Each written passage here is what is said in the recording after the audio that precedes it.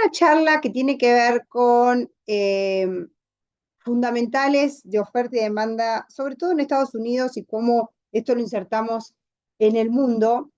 Y después vamos a tener lugar a que me hagan preguntas y lógicamente las preguntas a veces son eternas porque la razón es si el precio del maíz y de la soja va a subir o bajar, eso lo voy a decir al final, así que quédense hasta lo último.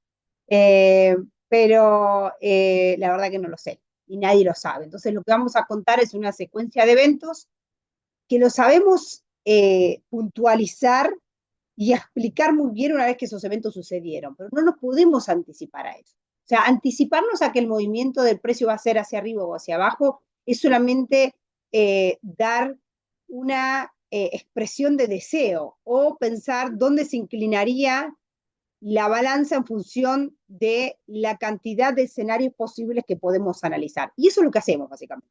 Analizar escenarios y ver a dónde podemos predecir que el mercado podría llegar a transitar, que no necesariamente se da de esa manera. Pero bueno, en función de esto, yo lo que les tengo que contar es que la empresa R.G. O'Brien, para la cual trabajo hace más de 10 años, básicamente me pide que ponga el disclaimer donde todo lo que yo digo en esta presentación se va a autodestruir una vez que la termine. Así que básicamente tengo que decir, y acá están las letras chicas de lo que nuestra empresa nos indica. Bien, quiero mover esto así. Ok. Esta es una gráfica que parece un poco graciosa, pero que es realidad, ¿no? Entonces, fíjense que cuando el precio sube, los consumidores se quejan. Cuando los precios bajan, los agricultores se quejan.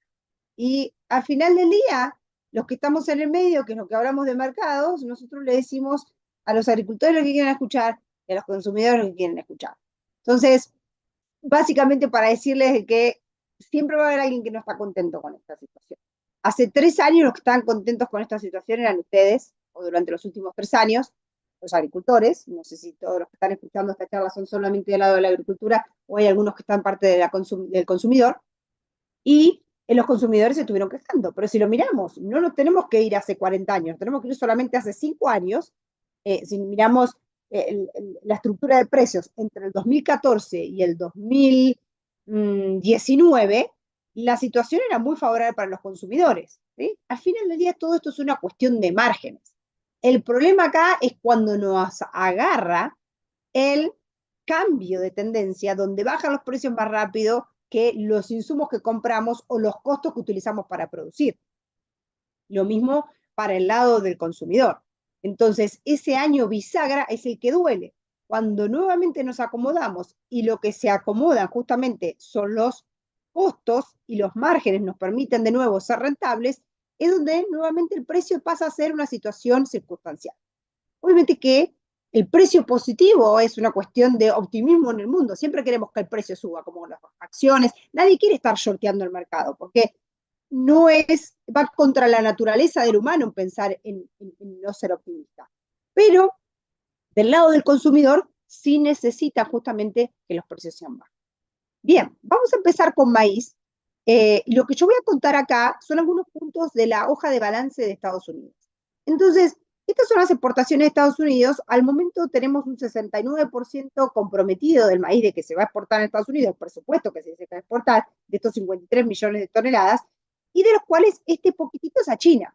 O sea, fíjense que a esta altura del año, el año anterior China ya llevaba en sus libros casi 20 millones de toneladas, o 18 millones de toneladas en el 2020, unas 12 en el 2021, unas 6, 7 en el 2022, y ahora lleva 1,5, 2, casi nada.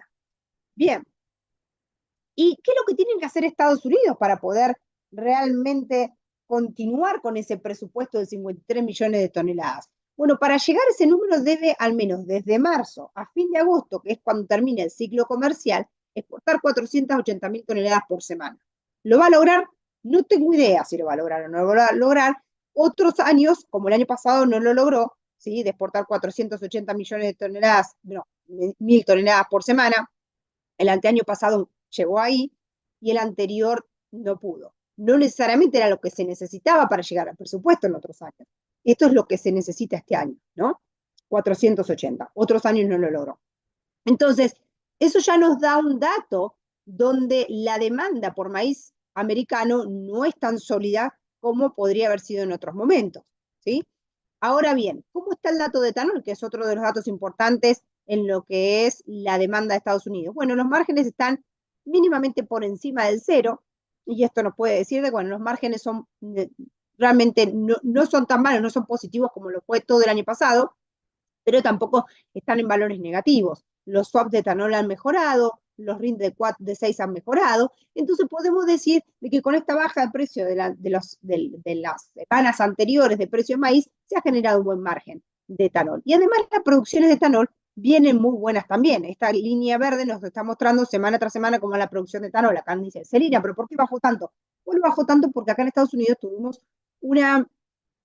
durante enero una tormenta muy importante durante una semana que ha complicado mucho la logística interna, y eso ha generado que el maíz no llegue de punto A y B y las plantas de etanol no se puedan hacer de mercadería para poder producir etanol. Con lo cual, lo que podemos pensar es que etanol vamos ok, y esto se llevan 133,6 millones de toneladas, y a la espera si en algún momento el gobierno de Biden puede incrementar este corte de las naftas de 10% al 15%. Siempre está ese puntito en el radar si realmente vamos a ir al E15, y el otro punto es que todavía no se ha podido de alguna manera resolver, es si realmente se va a utilizar para lo que son el fuel para avión, si se va a poder para utilizar también el jet fuel con etanol. Eso podría incrementar un poco la demanda de este producto. ¿Está dado? No, no se sabe, todavía está tratándose, y lógicamente hay un lobby muy grande por parte de las etanoleras. Bien, ahora, el otro dato importante de la demanda de Estados Unidos, además de la exportación, que la vemos ahí más o menos, sobre todo porque tenemos todavía valores muy inferiores para poder competir de Argentina y de Brasil, aunque ya Estados Unidos se puso competitivo en algunos lugares de Asia, pero realmente Argentina y Brasil siguen siendo muy competitivos para exportar maíz, tanto a lo que es Norte de África, lo que es Asia, lo que es Japón.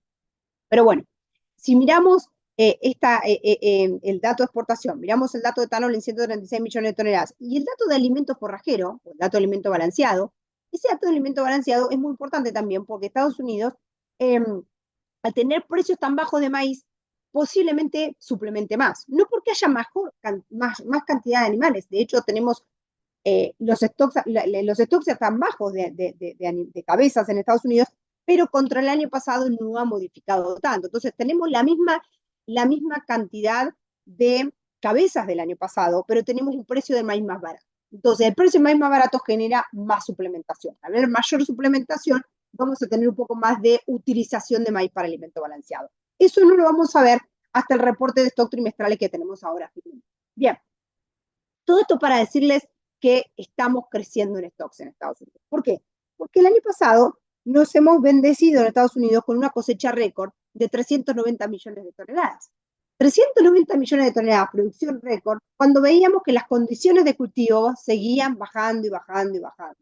Y el clima era hostil, era hostil, era hostil. Y así y todo, vimos una producción de 390 millones de toneladas. Que por más que tengamos unas exportaciones de 53, una utilización para etanol de 136 y una utilización de alimento forrajero de otros 140 y pico, ¿sí? Así todo nos sobran en Estados Unidos unos 2.000 y pico millones de bushel, que son algo así como 53, 54 millones de toneladas. Entonces, sobra maíz en Estados Unidos porque tuvimos una buena producción. Entonces, esta sería la campaña 23-24, que es la que estamos comercializando en este momento y que todavía queda mucho por vender y lo vamos a ver más adelante. Y acá estamos con la relación stock dividido de la demanda, que es aproximadamente 14%, ¿sí? Ahora bien, recuerden estos niveles, estos años, de la 14-15 al 19-20, donde teníamos relación stock dividido demanda, también por encima del 10%. Y en los años 2020, 2021 y 2023 y 2022 lo teníamos por debajo del 10%. ¿Qué es el precio? En esos años, ¿sí? Del 14 al 19, a altos stocks, relación stock-consumo, teníamos precios de maíz entre los 3.50 y los 4.50 centavos de bushel en Chicago. Bien. Y en los años que teníamos relación stock dividido de demanda por debajo del 10%, tuvimos este crecimiento de precios. Nos fuimos casi hasta los $8. Y lo mismo pasó en el pasado. En el pasado, cuando teníamos esta relación de precios, acuérdense la gran sequía 2012 de maíz en Estados Unidos, ¿sí? Que teníamos relación stock-consumo también del 8, 6, 7%, de nuevo también teníamos esta situación de precios crecidos a los $8. Entonces, no es que el único indicador que tenemos que mirar acá para ver dónde vamos a ir con los precios es la relación stock-consumo, pero no se olviden de esta gráfica. Porque Estados Unidos sigue siendo el principal productor, consumidor, y no exportador, porque Brasil está ganando cada vez más, pero tiene un impacto muy, muy grande en lo que pasa a nivel mundial en términos de maíz, de precios. Entonces, que tengamos esta relación de relación dividido, stocks dividido demanda, no es casual y no es aleatorio que tengamos nuevamente esta secuencia en los precios. Ahora, Celina, ¿crees que nos vamos a 350? Si yo miro, hago una correlación de puntos y digo, ¿dónde está la relación de stock dividido la demanda hoy? ¿Dónde tendría que estar el precio? Tendríamos que estar en 350. ¿Vamos a ir ahí? No tengo idea. Posiblemente no, posiblemente sí, posiblemente vamos antes a 480 y en algún momento estemos en 350. Pero sepamos que hoy no estamos en esta secuencia. Estamos en una secuencia diferente y que tenemos que tratar de ver cómo nos movemos en un mercado donde les sobra un poco más de stock. Después van a decir, bueno, pero la safrinia, bueno, pero Estados Unidos tiene que sembrar, ¿y qué pasa si el clima es hostil? Todo bien, y eso es lo que nos va a dar oportunidad para hacer cosas. Bien, entonces, esto es China. Esta es la producción de China de maíz, ¿sí? La producción de China de maíz, el uso doméstico, ¿sí? ¿Cuánto usa?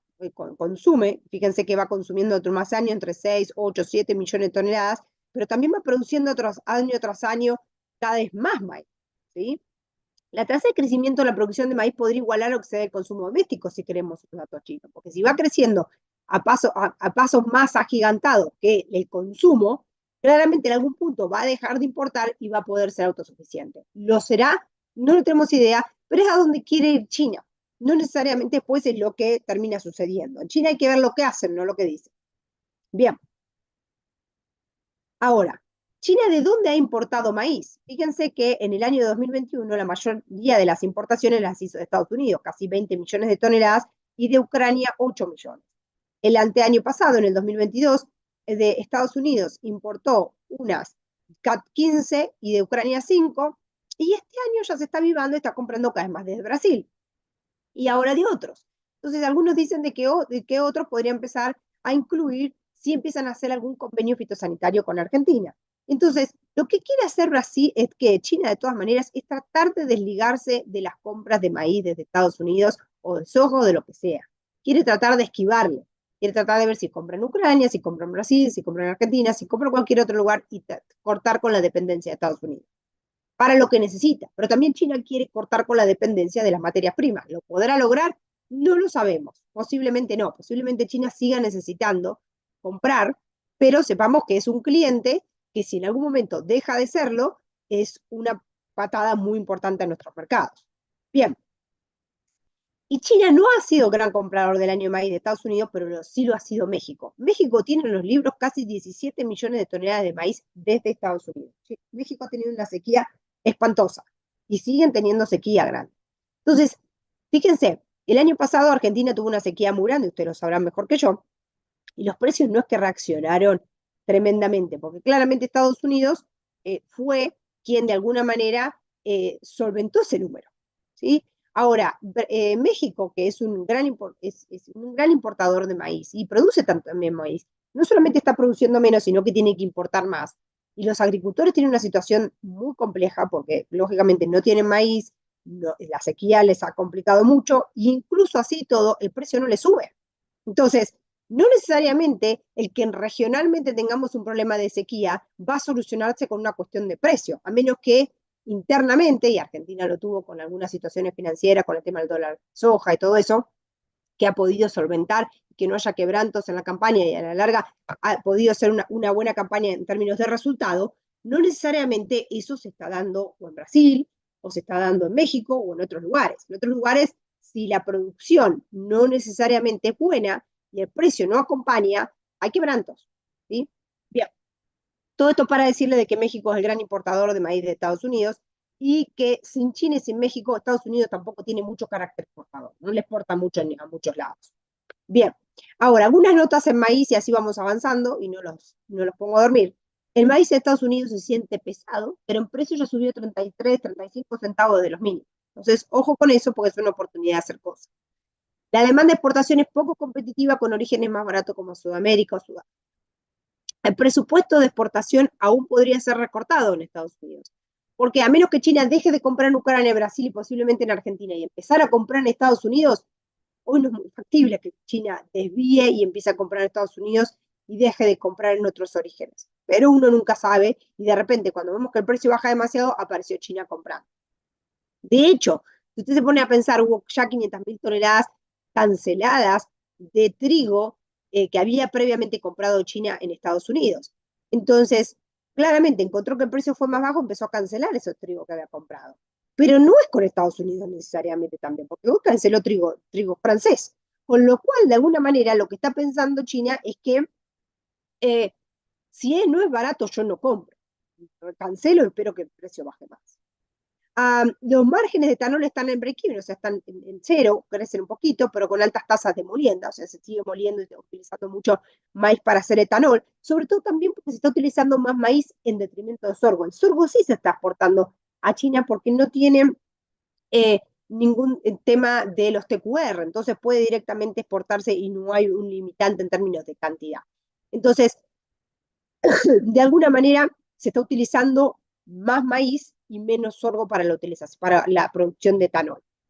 A la espera de la EPA 15, que lo cambien a 15, a E15 en algún momento, aún no es, y también con el jet fuel. Los márgenes de cárnicos son muy buenos, pero hay poco stock de animales, los fondos están extremadamente cortos. ¿Sí? Llegamos a los mínimos cortos, que serían los máximos récord cortos, si se quiere, y empezaron ya a neutralizar esas posiciones. Pero bueno, ¿hasta dónde vamos y cuándo? El tema es, ser una empresa, ¿qué precio va a subir o bajar? Y posiblemente en algún momento veamos el 480 otra vez, y posiblemente en algún momento veamos el 350. ¿Ahora cuándo? No tengo idea. Yo creo que de acá a mitad de año tenemos oportunidades para hacer cosas porque hay mucho en el aire. La safrina está en el aire, la producción de Estados Unidos está en el aire, la siembra, ver el dato de siembra ahora a fin de mes, después ver cómo evoluciona todo eso, ver cómo se desarrollan todavía los cultivos en Sudamérica, creo que va a permitir algo de volatilidad. De hecho, la volatilidad ya están en los niveles máximos de los últimos 6 meses, la volatilidad de las opciones. Pero ya para después del segundo semestre y empecemos a palpar que tenemos una safrinha normal y que tenemos una producción en Estados Unidos grande, posiblemente eso nos va a poder llevar a otro nivel de precio. A menos que en el medio el clima haya sido tan letal que nos quedemos en una situación. Pero al final todo se lo dejamos al clima. ¿Sí? Bien. Entonces, lo que les decía, los fondos. Estos son los fondos en granos. Entonces, acá tenemos el Software Wheat, que es el trigo Chicago, el Hard Red Wheat, que es el Kansas, y el Spring, que es el Minneapolis, y acá tenemos el maíz. Entonces, fíjense que los fondos de maíz llegaron a los mínimos cortos, ¿sí? Fíjense, sobrepasando los que teníamos por allá por el 2020, y llegamos a 340.000 cortos, ¿sí? Todo el mundo de estos piensan en vender. ¿Cómo se genera esta posición? Vendo, pienso que el mercado va a caer, entonces voy vendiendo. Imagínense que vendió maíz en $5, llegó a $4, estaba haciendo un profit de $1. Ahora, el que vendió en 408, pensando que el mercado seguía bajando, y en 4 empezó a frenarse, ese es el primero que sale. Porque dice, ya hice esto, yo no quiero seguir perdiendo dinero si el mercado se empieza a subir. Y al salir, ¿qué haces? Comprás. O estás previamente vendido y tenés que salir de esa posición, empezás a comprar. Y al comprar, levantás el mercado. Entonces, al levantar el mercado, lo que le decimos los brokers para hacerlo los sexy, short covering. Short covering es comprar una posición que fue previamente vendida. Bien, entonces, ya vamos comprando unos 40.000, 50.000 contratos. ¿Y hasta dónde vamos a llegar? No lo sabemos hasta dónde se va a llegar y si eso realmente va a tener una expresión directa en el precio. ¿Por qué? Porque hay mucho producto por vender. No nos olvidemos de eso. El fondo puede hacer lo que sea, pero realmente hay mucho producto por vender. Y el fondo puede salir, y no necesariamente tiene que salir de una como lo hizo en el 2020 y ponerse en esa situación. Puede salir un poco, subir, volverse a meter. O sea, no necesariamente el hecho de empezar a salir de una posición significa que la vas a arrastrar completamente hasta cero y vas a empezar a comprar por encima de eso. Bien, soja. En soja, el presupuesto de exportación de esta campaña son 46 millones de toneladas, más o menos. El año pasado Estados Unidos exportó 54 y el anteaño 58. Entonces lo que está haciendo Estados Unidos está perdiendo market share en exportación. ¿Qué está haciendo Estados Unidos con la soja? La muele. No la exporta, exporta pero menos. ¿Qué está haciendo? Tratando de depender cada vez menos de China y tratando de depender cada vez menos del monstruo de Brasil. No me voy a poner a exportar, a competir contra un señor que exporta casi 100 millones de toneladas. Más vale me quedo quietecito y veo de qué manera me defiendo con la soja que produzco. ¿Bien? Entonces, ¿cuánto lleva Estados Unidos exportado o comprometido de estas 46 millones de toneladas? Un 80%, de los cuales a China hay 22 en los libros. El año pasado China tenía 30 en los libros, el anteaño más o menos 25, el anteaño 30 y pico. Entonces, más o menos es un número que va ahí, pero creo que el resto va a seguir posiblemente siendo desde Brasil. Entonces, esta gráfica lo que nos muestra justamente es esto, como en porcentaje Estados Unidos ha caído en el share de exportaciones a China, ¿sí? Esta que es la línea de acá negra, ya llega el 30%, pero en un momento Estados Unidos era el 45 o el 50% de lo que importaba China. ¿Quién fue creciendo? Bueno, Brasil. Es acá el porotito rojo y acá es la gráfica de China. Y me van a decir, Celina, pero Luzda dijo la semana pasada que China en realidad en la 22-23 importó 104,5 y ahora necesitaba importar 105. Sí, y ahora lo tengo después en un dato ahí escrito. Pero ustedes tienen que pensar de que China igual en aduana, los datos que muestran que el año pasado importó nada más que 99 millones de toneladas. Entonces yo no sé el de luz de dónde saca eso. Puede que haya que creerles, puede que no, y al final del día los precios hacen lo que quieren. Pero sepan que los datos de aduana son distintos que los que dicen. Bien, entonces, ¿y cuál es el otro ítem de la demanda importante de soja de Estados Unidos? La molienda. ¿Y cómo viene la molienda? Viene bien, ¿sí? Hemos tenido épocas mejores, hemos tenido épocas donde la molienda teníamos 200 puntos de molienda, 180, y en el calle era mucho más alto. Estamos en valores bastante tristes ahora, 78, 80 centavos por bushel. Está bien, se hace plata igual, pero no en los mismos márgenes. Entonces, esos márgenes de molienda han permitido moler todos estos meses del 2023-24, esta campaña, en récord, ¿sí? Sobrepasando el récord anterior, que era la línea gris. O sea, el palo gris lo que te está mostrando es que cuándo fue récord. Y la línea roja te dice cómo vas este año. Vas todos los meses por encima del récord, moliendo. Cada vez moles más. ¿Moles por margen? Sí, moles por margen, pero también porque hay capacidad de molienda en Estados Unidos. Y eso es real. Se generó mucha capacidad de molienda, que podemos saber el dato, básicamente por el tema del biodiesel.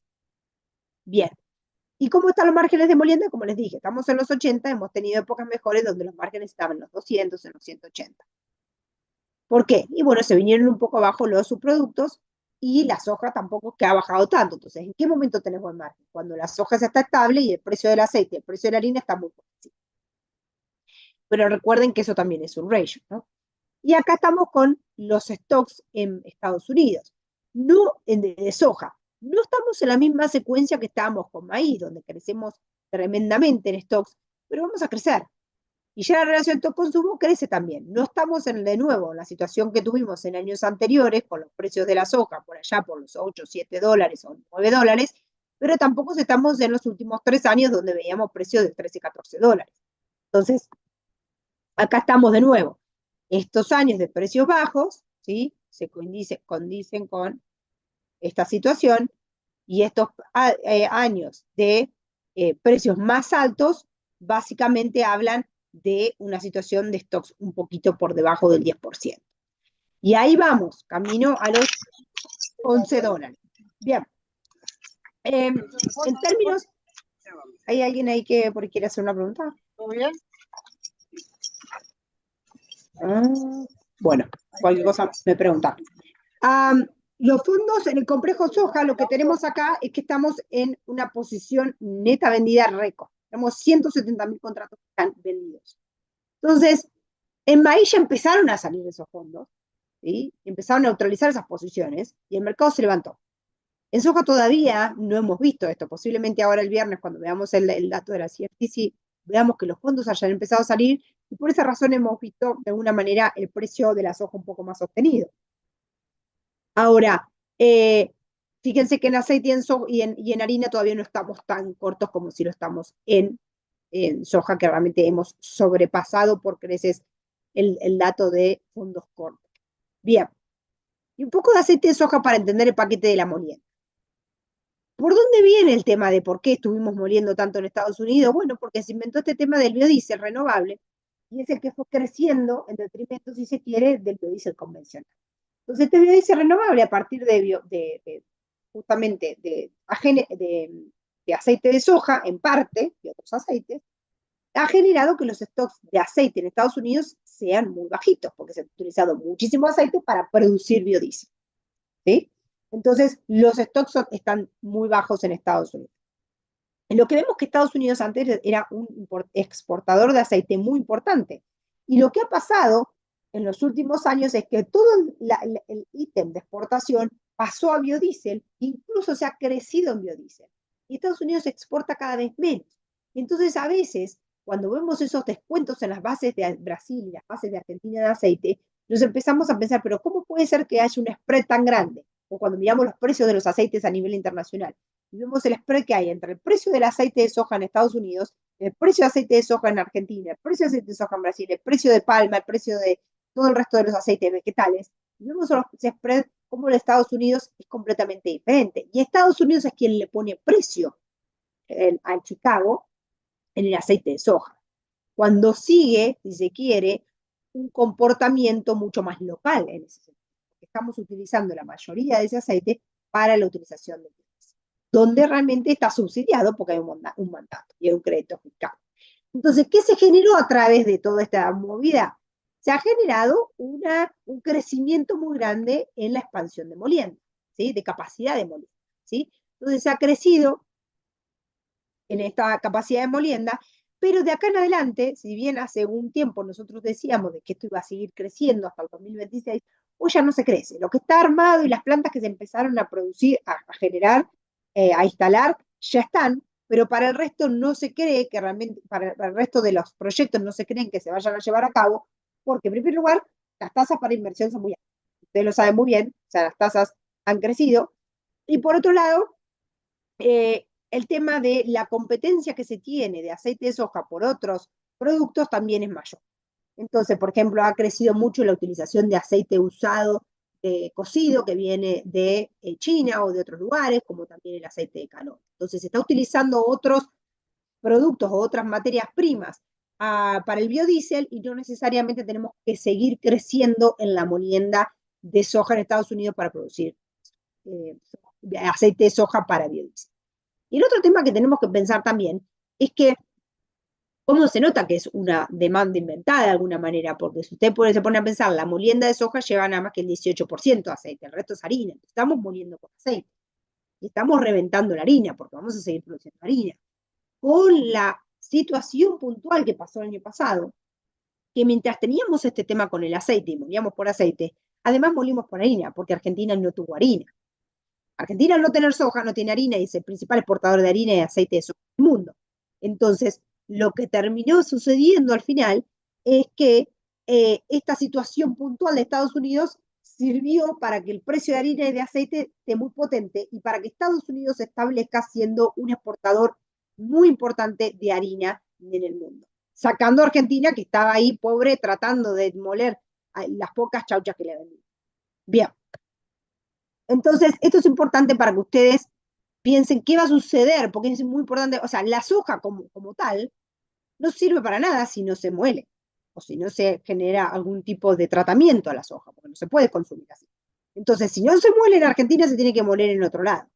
Y si se muere en Estados Unidos, y Estados Unidos nos come un mandado mandándole harina a clientes que eran nuestros de Argentina, ¿sí? Lo que termina sucediendo es que empezamos a tener una competencia en términos de harina. Y el precio, lógicamente, es uno de los factores a negociar. Bien, entonces, ¿qué se utilizaba en el 2020? Esto no hace un siglo. En el 2020, el 60% era, ¿vale? El 60% era aceite de soja que utilizaba para el biodiesel. Ahora es el 40%. Y poco a poco, fíjense que el uso el UCO, el Used Cooking Oil y otros productos, justamente es el que, discúlpeme que necesito, sí, es el que justamente está creciendo en detrimento del aceite de soja. Y la harina. Estos son los años donde Argentina ha tenido buenas producciones de harina.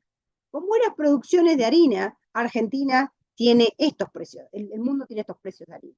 Salvo en el 2014, donde nos levantamos igual, hoy estamos en 339 más o menos, que es esta línea azul, para mostrarles que esta gráfica nos muestra que entre 4.20 y 2.80 podemos estar con el precio de la harina, porque claramente estamos en una secuencia donde Argentina va a producir, y si tiene comportamiento va a poder exportar como corresponde.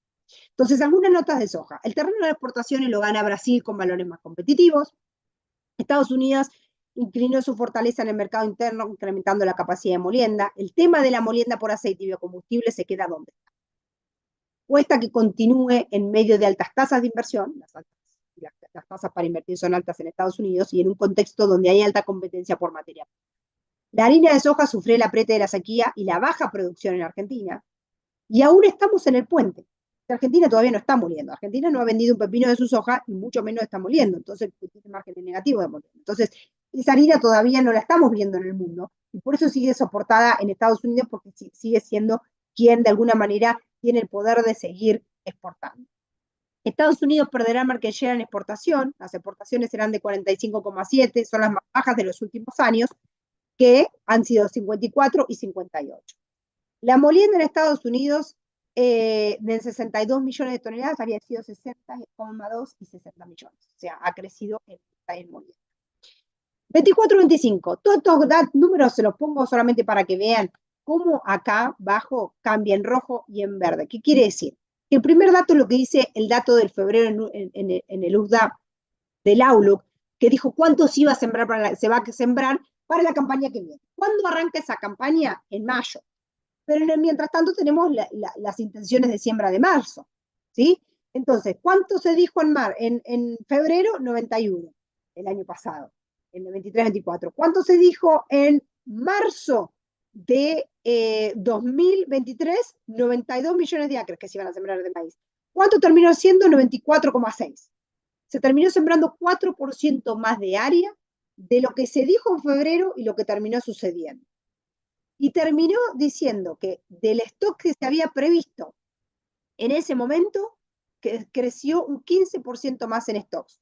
Eso fue en maíz en Estados Unidos. Pero el año pasado bajamos 31% de stocks y bajamos 4% en año. Entonces yo le muestro esto nada más para decirle que arrancamos con un número y podemos terminar con cualquier otro. Entonces lo que dijo el Outlook en su momento, lo que van a decir las intenciones de siembra ahora en marzo, pueden ser completamente diferentes a lo que termine sucediendo. Y mientras tanto vamos a estar deshojando la margarita y el precio va a poder subir, bajar y hacer lo que sea. Y lo mismo pasa con soja y lo mismo pasa con todos los productos. ¿Y dónde vamos a terminar la campaña 24-25? Pues que vamos a crecer en stocks en todos los productos a priori. Arrancan porque vamos a estar con una relación de stock-consumo por encima del 10% en soja, por encima del 18% en maíz y por encima del 14% en trigo. Y en cantidades, fíjense que esto está en bushel, discúlpenme, acá no utilizan el sistema métrico decimal, pero 400 millones de bushels son algo así como 11 millones de toneladas, ponele, 2.500 millones de bushels son algo así como 60 millones de toneladas, y así vamos. Entonces, un montón de productos se espera que haya en la campaña 24-25. Como arrancamos con un número tan alto, los únicos que, y realmente con un rendimiento de 191 bushels por acre para maíz y 52 bushels por acre para soja, que es un montón, realmente acá en adelante nos queda pensar de que esto tiene que empezar a caer, porque no vamos a llegar a un número tan grande. Y en eso el precio hace su trabajo. Ahora, si nos da la sorpresa de que realmente esos genotipos expresan su potencial, bueno, vamos a estar en una situación un poco más compleja con los precios, porque se puede llegar a producir todo lo que dicen, y si no nos podemos sacar de encima con demanda todo eso, vamos a ver qué pasa con los precios. Entonces, solamente la madre naturaleza puede detener este avance que se espera con la cantidad de productos que vamos a tener. ¿Cómo están los números de farmer? Mal. El farmer pierde plata, como les debe pasar a ustedes, como les pasa en México, como les pasa en Brasil, como les pasa a todo el mundo. Los números para la campaña nueva no dan. Ahora que sube un poquito en el rally puede que den un poquito mejor, pero no estamos acostumbrados a los últimos precios que tuvimos el año pasado, o sea, anteaño y el anteaño, nos han dejado en una situación muy mal acostumbrados, los costos no han bajado al ritmo que se esperaba y los márgenes nos quedan un poco mal. Y acá un poquito mejor, producir menos peor es producir soja, ¿sí? Menos 107, menos 20, menos 52, menos 30, que producir maíz, que es menos 140, menos 154, menos 135, menos 160. Y fíjense, para lo que es maíz sobre soja, en lo que es Iowa, como los rendimientos son muy estables de maíz, sí da un poquito positivo, pero en casi todos los otros planteos da mejor sembrar soja o menos negativo sembrar soja que sembrar maíz, que nos da un número muy, muy negativo. Ahora bien, tengan cuidado con lo que vaya a salir en este dato. En estas 2 semanas se están dando las encuestas que se les hacen a los agricultores para ver cuál es la intención de siembra y ese dato lo vamos a ver en marzo, a fin de marzo, 28 de marzo. Entonces, todo el mundo cree que se va a sembrar menos maíz y se va a sembrar más soja. Pero, ¿qué pasa si el agricultor siembra lo mismo de maíz? ¿Qué va a pasar con la soja que todavía tiene los fondos muy cortos? Entonces, es donde yo estaría viendo esa jugada de ese spread. Bueno, hay otro dato importante acá, que acá en Estados Unidos lo que tenemos nosotros es lo que tiene el agricultor es una suma asegurada, ¿no? Entonces, durante el mes de febrero, lo que hacemos es sacar el promedio del precio de la soja noviembre 24 y maíz diciembre 24, y durante el mes de febrero calculamos cuánto hizo el precio esos días, hacemos un promedio y da tanto. Y con eso se lo multiplicamos por un cociente, por el rendimiento promedio del condado y nos da una suma. Si después el agricultor siembra, saca un rendimiento X y el precio es X y ese combo es menos que este dato que se aseguró, pues que el precio, porque se le paga el seguro. Ahora, ¿qué es lo que queremos? Que ese seguro, esa suma asegurada, precio por el rendimiento promedio, sea alto, porque quiere decir que vamos a poder atinar a tener ese seguro más rápidamente que si no lo es. En este caso no lo es, porque fíjense que el precio promedio quedó en 11.55 para la soja, en 4.66 para el maíz, cuando el año pasado era 14.33 para soja y 591 para maíz. Entonces los seguros quedaron horrorosos este año para el agricultor, con lo cual ya medio que no le va a importar, va a sembrar y va a sembrar porque total el precio del seguro le quedó lejísimo. Esa es una opinión. Bien, conclusiones, la rentabilidad del agricultor mala, pero aún así van a sembrar. Díganme si ustedes no van a sembrar por más que el precio no les dé. Siembran y esperan que el precio mejore cuando van a cosechar. Bueno, el agricultor acá hace lo mismo, y en Brasil hace lo mismo. No se sembrarán áreas complicadas, áreas que están en riesgo, pero sí se va a sembrar. Ojo con el tema de la siembra. Promedio de maíz en febrero del año pasado vendría siendo 591, 590, y hoy es 466. En febrero de 2023, 13.70 para soja, 14.32 en el 2022, hoy 11.55. El farmer selling es una preocupación en el campo. La labor de retención es eficiente en el corto plazo. ¿Qué quiero decir con esto? Que sí, cuando el agricultor no vende, es una forma eficiente de hacer que el precio suba, porque tienen que subir la base y en detrimento en algún momento tienen que subir el precio, porque si no, el farmer no vende. Ahora, eso no es para siempre. Y en algún momento, cuando tengan que vender el agricultor americano, el agricultor argentino, el agricultor brasileño, nos vamos a encontrar con un montón de productos. Y si todo eso se lo sumamos a la nueva campaña, va a haber mucho producto más. Entonces, el agricultor en Estados Unidos vendió solamente 53% del maíz. Tendría que haberse vendido ya a esta altura del año entre el 65 y 70%. En soja ya lleva el 66% vendido, tendría que llevar menos del 80% vendido de soja en Estados Unidos. En Brasil llevan la soja 41% vendido versus 60%, y en Argentina en soja tienen 2% vendido con precio. Nada. El clima en Estados Unidos, esta campaña será la incógnita. Y estamos todos agarrándonos de eso para que salve la situación, ¿no? Consumo. ¿Cómo es el consumo? Pues al final del día estamos hablando de oferta y ¿quién consume acá? ¿Quién compra? Bueno, hay que pensar en este dato que les acabo de decir. Inventario existente versus disponible. Una cosa es todo el inventario que yo le mostré en la hoja de balance y cómo crecemos con esas barras grises que crecemos en stock. Y otra cosa es cuál de eso está disponible. ¿Cuánto el farmer de eso que yo sé que está en el Excel realmente está disponible a vender? Y eso no lo sabemos porque depende de quien tenga ganas, de su capacidad financiera, de su capacidad de almacenamiento, de cuándo tenga calzado esa producción. No sabemos cuándo va a vender, pero sabemos que hay mucho por vender. Y después demanda versus consumo. ¿Sí? Una cosa es demanda y otra cosa es realmente que se esté consumiendo. Fíjense, en Estados Unidos tenemos la menor cantidad de ganado de la historia. Tenemos que ir al año 1951 para encontrar tan baja cantidad de stock de ganado. Europa ha importado muy poco producto desde que ha comenzado el año, menos que el año pasado, en porcentaje. Menos maíz, menos trigo, menos cebada, menos canola, menos harina. Bien, la demanda aún no se activa. Los márgenes de molienda están negativos. Hoy estamos más o menos en $71 negativos y otros años estábamos, bueno, tampoco que si es una panacea las importaciones, las moliendas en China, pues nunca vamos a saber los números, estos son números que se hace con los datos de Dalian, o sea, después hay que ver dentro del cash cómo esto se da, no tengo idea, fácil de calcular, pero básicamente lo estoy diciendo de que hoy no dan los números en China. Y tampoco dan los números de producción de cerdos, los márgenes son malos. Sí, algún día dice que mejoran un poquito y arranquen a importar un poquito más de soja, pero no estamos en estos niveles de márgenes de volumen. Y los precios todavía no empiezan a recuperarse ni de maíz, ni de soja, ni de harina de soja en Dalian, o sea, en China. Y fíjense hoy la relación soja-maíz a favor del maíz. Bueno, tengamos en cuenta que esto puede darnos una sorpresa en función de lo que diga el reporte de área trimestral. Bueno, sabemos que la cura de los precios bajos son justamente los precios bajos, porque cuando todos nos ponemos de un solo lado, el mercado empieza a encontrar de que, bueno, ahora sí da margen positivo poner una engorda de cerdos, importar más maíz para almacenamiento o lo que fuera. O sea, la cura de los precios bajos justamente los bajos.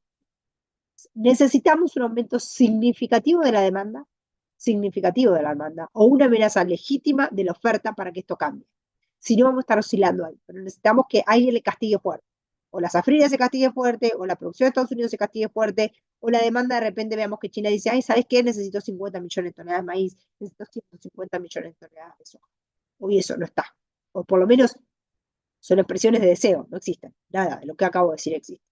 Los márgenes en China no dan, al menos con los números que publican, con lo que publican. Por internamente tienen otros datos.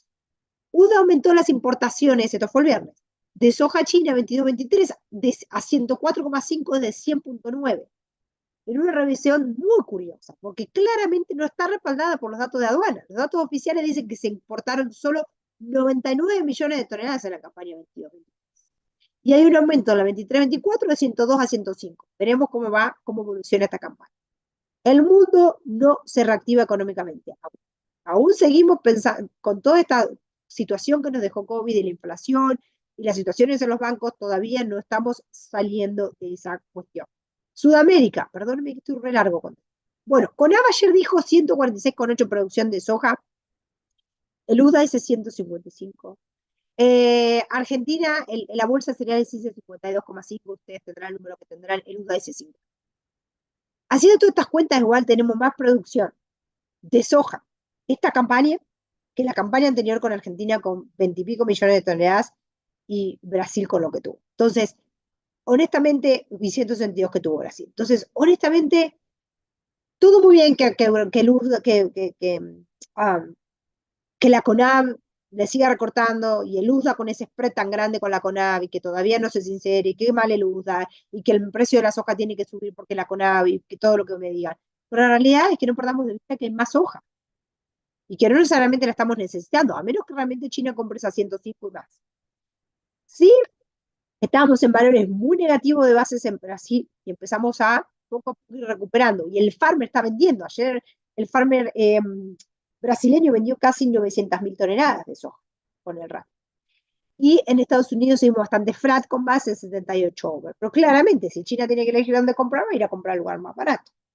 Que es justamente lo que hizo Brasil en su momento, es abaratarse y encontró la demanda. Y al encontrar la demanda pudo ir recuperándose en precio. Pero bueno, esto es una pata de hay que ver después del otro lado a cuánto están dispuestos a comprar. Va muy rápida la cosecha en Brasil, va muy rápido la siembra de safrinia, que es muy bueno porque se siembra en época óptima la safrinia, pero le tiene que llover. Y si no le llueve, vamos a estar ahí deshojando la margarita de maíz. Argentina, las condiciones no serán óptimas porque hemos atravesado situaciones complejas en las últimas semanas, pero sí ha sido mejor que el año pasado. Va a haber mejor producción que el año pasado. Y eso en el mercado ya es un alivio, si se quiere. La CONAV dice 112 millones de toneladas con 75 para maíz para Brasil, el USDA 124, el año pasado eran 137. La bolsa de cereales dice 56,5, el USDA le dice 56, y el año pasado habían sido 36, otro menos 32, bueno, el número que ustedes quieran. Pero va a haber maíz. Y sobre todo que Estados Unidos produjo 390 millones de toneladas. Entonces, le puede pasar lo que sea a la CONAVI, puede seguir bajando precio, el producto, Brasil puede seguir bajando producción. Sigue habiendo maíz, lamentablemente. Obviamente va a tener un impacto en el precio. Pero tenemos que mirar el general, el macro. Independientemente de que puntualmente acá falta, acá le ponemos, es un grano más, un grano menos, no nos hace la diferencia general. Eso es lo que tenemos que empezar a ver. Notas. Clima, Argentina y Brasil continúa siendo la lectura obligada de la semana. Que mirar cómo están los mapas y en función de eso el mercado se mueve un poco. Pero es también un trabajo estéril, porque honestamente vernos a mirar el cielo todos los días no nos hace más eficientes. Las bases de soja en Brasil se van acercando de menos 30, pero estamos en menos 100. Las bases quieren hacer lo suyo para ayudar al flat price del farmer, pero sin mucho remedio. Y los mercados siguen acarreados. Quiere decir que hoy vale menos que mañana. Chicago, en Argentina es distinto. Notas, en la macro. Tenemos el lenguaje de la Fed que implica no al recorte de las tasas de momento. Algunos dicen que por lo menos tendría que haber 2 recortes en la Fed este año, pero no sé. Ayer salió el dato del IPC en 3,2%, el mes pasado era 3,1%. Estamos creciendo de nuevo en inflación en Estados Unidos. Entonces, esto a la Fed no le gusta, porque claramente lo que quieren es ver el target del 2%, no quieren ver más inflación que el 2%. Entonces, ¿cómo van a hacer? ¿Van a tener que subir las tasas? En vez de todo lo que estuvieron diciendo de que no las iban a pivotear, y que el soft landing, y pivotear en estos niveles, van a tener que subir ahora para poder ayudar con la inflación que se les está saliendo de las manos nuevamente, o realmente las van a bajar. El dólar está un poco más fuerte que en noviembre, pero igual, no estamos en una secuencia tampoco ni de devaluatoria, estamos en 102 más o menos. No estamos en una situación devaluatoria de 105, tampoco estamos fortalecidos en 101, tampoco fortalecidos en 105. La situación de guerra, tenemos guerras por todos los lugares donde los queremos ver, no cambia. China baja reservas en los bancos, pero en el futuro no convence. Ese año electoral en Estados Unidos están dando con todo. Hay para todos los gustos acá, para hacer una saga todos los días de todo lo que sucede, y va a ser así. Mercado accionario que no para de subir, creo, ahora baja el 0,10%, y criptomonedas que no paran de subir. El índice del dólar, como les dije, 102, el crudo bajando pero subiendo también, o sea, estamos en estos niveles, y mientras sigamos con esta secuencia, donde tengamos el canal de Zeus obstaculizado por esta situación, claramente vamos a tener que dar toda la vuelta por abajo de África para ir a Asia, desde Rotterdam a Asia. Eso incurre más pérdida de tiempo, aumento en los fletes marítimos, y ya sabemos que eso no es un poco más escandaloso, y lógicamente que al precio del petróleo lo tiene de alguna manera bastante en jaque, ¿no?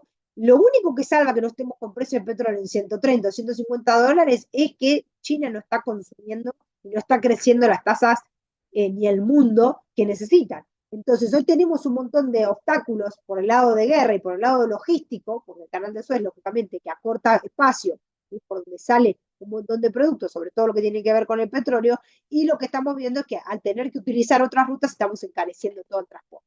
Canal de Panamá es otro problema. El canal de Panamá hay que pagar unas multas de $1.000.000 para pasar los barcos, cuando usualmente el peaje son $250.000. O sea, o pagás $1.000.000 para pasar y vas puenteando a otra gente, o te vas todo por abajo de Argentina y tenés que tener un montón de tiempo el barco dando vueltas en el agua, y es también un incremento de costo, incremento de flete marítimo. Fíjense cómo estamos con el flete marítimo, ¿sí? Creciendo. Entonces, todo esto, ¿quién lo paga? Lo pagan ustedes, lo paga el agricultor, lo paga el tenedor del producto, porque todo encarece el costo transaccional de llevar la mercadería punto A al punto B. Bien, mercado accionario versus el índice de Bloomberg de commodities. El índice de Bloomberg de commodities para acá, el mercado accionario para allá. El mercado accionario no baja, o sea, no hay forma de que baje. No lo sabemos, obviamente, que comandado por las empresas de inteligencia artificial y empresas de tecnología. porque el resto está más o menos. Lo que pasa es que esas tecnológicas ahora están levantando el precio al resto que estaba letargado. Y por otro lado, el precio de los commodities persiguen otra situación que tiene que ver con ciclos biológicos. Entonces, sí, todo muy bien, pero ¿quién teniendo dinero va a ir a apostarle al maíz sabiendo que va a ganar más dinero comprando criptomonedas, comprando acciones o lo que fuera? Cuando vemos que si miramos la relación de estos consumos, en maíz vamos a seguir creciendo y en soja también. ¿Por qué yo voy a ir a poner dinero en un producto que me dice que va a estar sobreabastecido? Bien, y esto es lo que les decía, el índice del Standard & Poor's no ha bajado más del 2% en el día de hace un año. Venimos creciendo de esta manera. ¿Cuándo se va a pegar el golpe? No sé. A ver, ponerme enfrente de este mercado me da miedo. Bien, conclusiones.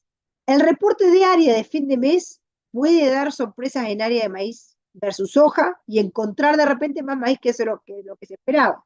Ojo con eso. Los fondos pueden recortar posiciones cortas y volver a agregar cortas en la medida que los fundamentales no sean sólidos. Entonces, no nos enamoremos de que ahora solamente vamos a subir y vamos a ver de nuevo el $5 en maíz, el 12,5 $ en soja, por ahí sí, pero no nos enamoremos con que solamente ahora vamos a subir. Pensemos dónde estamos parados realmente y tratemos de capturar márgenes y utilicemos herramientas flexibles que nos permitan entrar y salir y no quedarnos enyesados.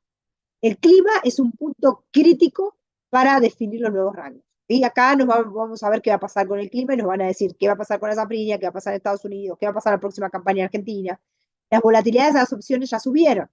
No es que vamos tarde, pero ya no estamos en los niveles bajitos que estábamos antes. La logística será clave, cara y complicada, lo que les acabo de mostrar. Año electoral en Estados Unidos, un montón de volatilidades de ese lado. Y el segundo semestre en Estados Unidos vamos a tener gran presión de cosecha. No sé. ¿Cómo se evalúa el nuevo ciclo en Sudamérica? No sé. Bien. Traté de ir lo más rápido que pude. Discúlpenme si me pasé un poco de los tiempos y si no me entendieron por mi resfrío, pero estoy abierto a preguntas en este momento. Gracias. Gracias a vos, Celina. Bueno, desde ya por lo menos acá se escuchó perfecto. La verdad que es muy interesante todo con los gráficos y el detalle de tu explicación. Repite lo que dijo Celina. El que tenga una duda o consulta, ya sea por micrófono o escrita, con gusto la leemos.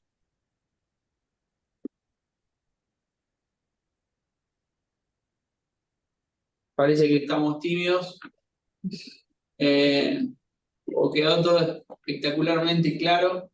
Entiendo que viene más por ahí. ¿Nadie se anima a una pregunta? El precio va a subir o va a bajar. Les juro que se lo respondo. No. Bueno, tiene mis datos. El que no se anima en público lo puede hacer en privado. Cualquier cosa que haga. Vamos. Hay una pregunta por el chat. La pregunta es, ¿las ventas del farmer brasilero es capaz de frenar la recompra de los fondos? Y claro, lo va absorbiendo. Claro. Y sí, puede ser una de esas las razones. Cuando vos ves que los fondos salen, pero el precio, por ejemplo, la semana pasada, los fondos salieron de maíz 45.000 contratos y el precio del maíz había levantado nada más que 17 centavos. O sea, ¿qué quiere decir? Que en esa levantada de fondos tenés absorción de ese precio por parte de lo que se va vendiendo. Ahora hay que ver quién tiene más fuerza. Y a veces no necesariamente, porque puede que realmente los fondos sigan saliendo, el farmer venda y el precio siga subiendo. Entonces ahí tenemos que empezar a ver de que no necesariamente es el fondo que está saliendo, sino que hay algunos que se están poniendo un poco más largos. Bien, gracias por la respuesta, Celina. ¿Alguien más, ya sea escrita? Hay otra pregunta de Claudio. La leo. Los precios de soja, teniendo en cuenta el escenario que describiste, va a estar en orden entre 390 y $420. Esa es la primera pregunta. La segunda, lo que sería el ciclo del 2014 al 2019 ajustado por inflación. Bueno, creo que al principio, eso fue al principio de la charla. exacto. A ver, de nuevo, no necesariamente eso lo tenemos que seguir al raja de la tabla, porque realmente lo que pasa en Estados Unidos no necesariamente, en ese momento Estados Unidos era más importante en lo que es el soja.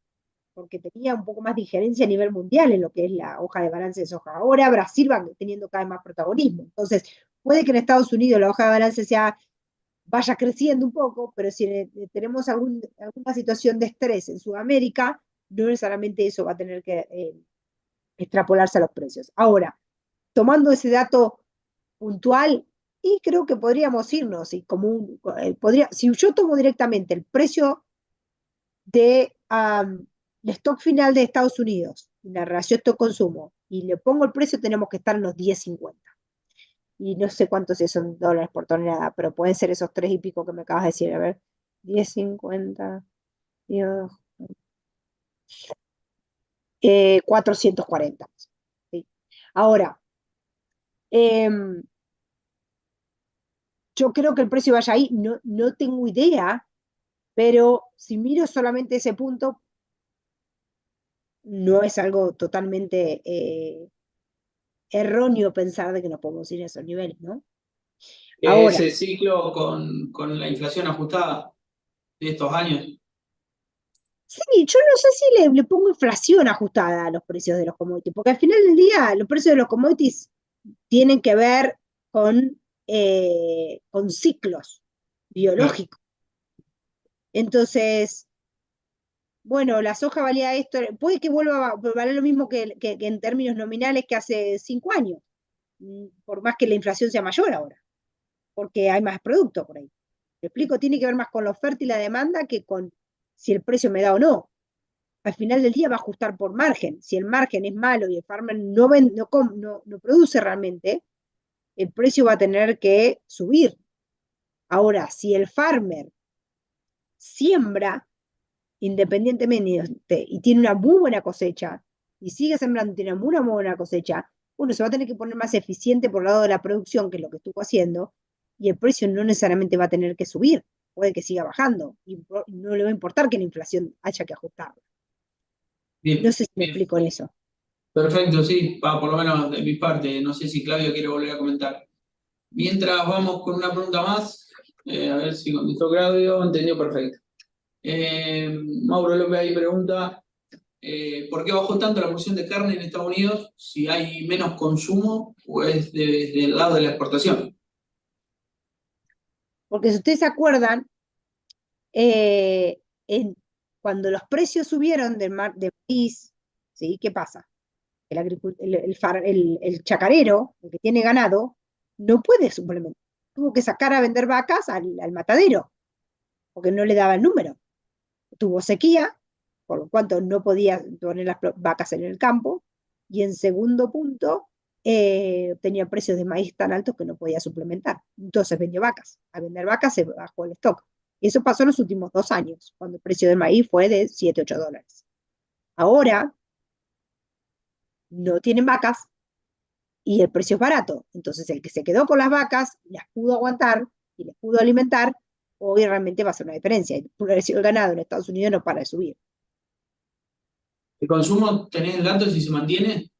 El consumo de cárnicos acá en Estados Sí, Unidos, no sí, lo tengo, no lo tengo. bien. Yo creo No, es un dato muy puntual. a ver, si me preguntás a mí, yo creo que sigue siendo sólido. Claramente, a ver, con toda esta moda, que el vegetariano, todo eso, y que el precio es caro, ha bajado y se ha utilizado otro tipo de sustitutos, como es la carne de pollo, que realmente sigue creciendo, la carne de cerdo, y después todas estas cosas que tienen que ver más con los chickpeas, con garbanzos y esas cosas para más vegetarianos. Pero yo creo que es una moda. El precio del, del, del, um, de la carne sigue siendo muy alto en Estados Unidos.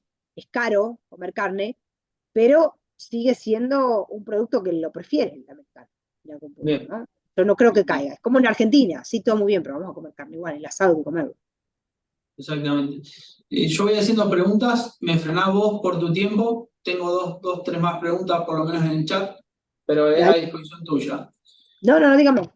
¿Hay datos de la India que empiecen a tener más participación en la demanda internacional? ¿Cómo ves a India con respecto al comercio mundial? Bueno, sí, India puede ser, porque India no tiene control de natalidad, entonces va a seguir creciendo. Ahora, ellos son muy, se autoabastecen, producen mucho trigo, producen muchas legumbres, son mayormente vegetarianos, con lo cual tampoco se importan maíz para darle consumo de alimento balanceado, ni nada de eso. Puede que en algún punto sea un dato de demanda importante, pero recuerden que los movimientos grandes de precios vienen dado del corte de oferta, no tanto la demanda. La demanda tiene que siempre es un ritmo más pausado como va creciendo, ¿sí?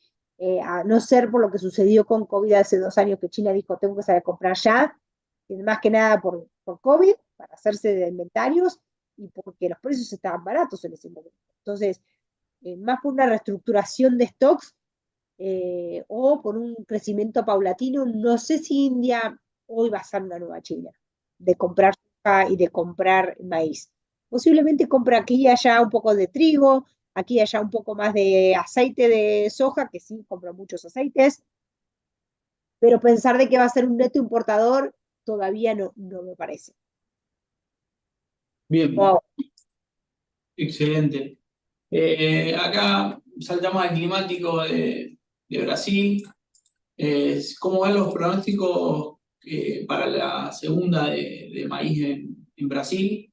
Y si ves que pueda incidir para que haya recortes en lo que es en las posiciones que son más sobre la producción de Brasil. Bueno, acá aclara que es la segunda. Bueno, eh, en maíz, los pronósticos han estado secos, con temperatura por encima de lo normal, pero pareciera que para finales de la próxima semana vamos a estar con mayor cantidad de lluvias y que viene el alivio, sobre todo para Mato Grosso y Mato Grosso 2. Ahora, ¿le creo? No tengo idea. Ustedes, o sea, cuando más cercanos son los pronósticos, le crees más. Cuanto a más largo plazo son los pronósticos, les crees menos, porque realmente es muy difícil de poder Claro, pensar cuánto de certeza tiene eso. Incluso dentro de los de corto plazo, cambia muchísimo. Porque eso fue ayer. Ahora, capaz que si leo de nuevo pronóstico, cambió nuevamente. Y según cuál lea, pues si leo el euro dice una cosa, si leo el GPS dice otra, si leo los pronósticos por ahí que tiene Brasil, probablemente son otros. Entonces, realmente es un tratamiento como estéril, lo digo yo, porque es pensar, te desespera, ¿a cuál le seguís? Pero sí, en el momento que uno latina con algún pronóstico importante, tenés gran parte de el análisis. Ahora, vos ponele que tenés el análisis de que sí, que viene una sequía en Brasil y que se da. Ahora eso el impacto que tienen en tus granos no es tanto porque de repente tenías un genotipo resistente a, a sequía o de repente en una zona te contrarrestó esa zona o lo que fuera.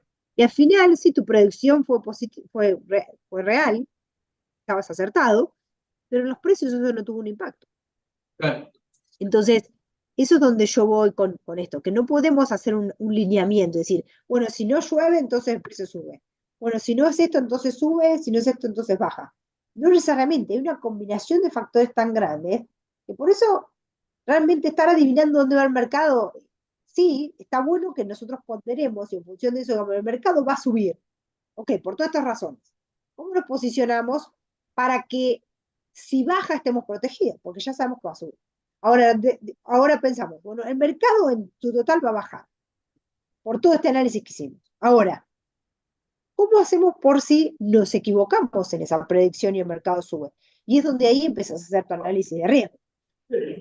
Sí, más de una equivocación, sino pasó hubo otra acción en el mercado, hubo otro suceso que subió y no tanto, o se quedó y lateralizó más tiempo. Exacto. Obviamente uno no tiene la bola del futuro y es un poco como decís, tomar posición o ponderar una idea y obviamente cubrirse a lo opuesto. Bueno, a priori es la última pregunta y también proponemos como mucho una más para ir cerrando. La pregunta es si Argentina debería aumentar la cantidad de molienda. Pregunta bastante puntual en cuanto a cómo ves la capacidad de molienda y si en verdad aumentarla tendría sus réditos. A ver, es una muy buena pregunta, porque Estados Unidos va camino a eso. va a agregar valor, si se quiere. No sé si agregar valor es moler, pero en realidad es o lo molés en Argentina o lo muele otro. Si lo muele otro, ¿a quién se lo vas a vender? China compra eh, casi el 50% del poroto del mundo, pongámosle a grosso modo. Entonces estás a merced de un solo comprador si solamente exportas poroto. Y encima estás al lado del principal exportador, quien exporta 100 millones de toneladas de soja. Fíjense lo que le pasa a Uruguay. Uruguay exporta pura soja porque no tiene fábricas. Y todo el tiempo diciendo, ¿cómo el precio me baja? ¿Por qué las primas bajan tanto? Porque tenés a Brasil al lado. Podés tener sequía, podés tener lo que sea, pero tenés a Brasil al lado. Y a Argentina le va a pasar lo mismo. Es muy bueno cuando hay oportunidades tener la posibilidad de exportar, pero teniendo Brasil al lado que exporta soja, es un riesgo para los precios, porque además no solamente para el precio es un riesgo, sino por la estacionalidad, porque te compran todo en un momento y después chau. Entonces, en mi opinión, eh, si ayudamos a la industria de molienda en Argentina y poder exportar aceite y harina, seguir focalizándonos en ser un exportador competitivo como lo es en términos de esos subproductos, me parece que es el camino. Ahora, puntualmente, bueno, pues cada uno verá qué es lo que conviene o no conviene, ¿no? No me quiero meter en un juez de que si conviene exportar o moler, pero en mi opinión, con lo que está haciendo Estados Unidos, creo que sería muy importante seguir generando que las moliendas estén y las fábricas de moliendas estén fuertes, y estén fortalecidas para poder afrontar a todas las competencias que vemos a nivel mundial. Porque ustedes no compiten contra ustedes, tienen que pensar que compiten contra el mundo. Entonces, ¿cómo le ganás a Brasil, que es un monstruo al lado tuyo? Y bueno, agregando, ¿de qué manera? Tengo que buscar el nicho que no me están comprando. Si yo pongo toda la industria para vender a la exportación, estoy haciendo el caldo gordo a Brasil, porque en realidad a Argentina no le ayudó en nada. En mi opinión. Puedo Perfecto. estar equivocando. No, perfecto, se entiende y la verdad que desde ya agradecemos el tiempo extra en preguntas, ya nos excedimos bastante, por lo menos el tiempo programado para la charla. La verdad que, bueno, de mi parte, y entiendo que el equipo también, estamos muy agradecidos por esta participación que tuviste, Celina, la verdad que muy, muy completa y espectacular la charla. Desde ya estamos para vernos de nuevo, para seguir hablando. Y bueno, más que cerrar con el agradecimiento. Gracias, Eli. Gracias a ustedes, que tengan buen día y bueno, acá estamos para lo que necesiten. Espero pronto puedan empezar a volver a operar en Chicago, va a estar divertido. Gracias. Gracias. Muchas gracias. Gracias Chao, chao. también a todos por participar. Gracias. Estamos a disposición para dudas, consultas. Se pueden conectar con nosotros por redes, con el comercial, con quien quieran y se sientan cómodos. A disposición para todos, para lo que necesiten. Gracias de nuevo. Nos vamos hablando. Muy bien, adiós. Gracias a todos. Bye. Hasta luego.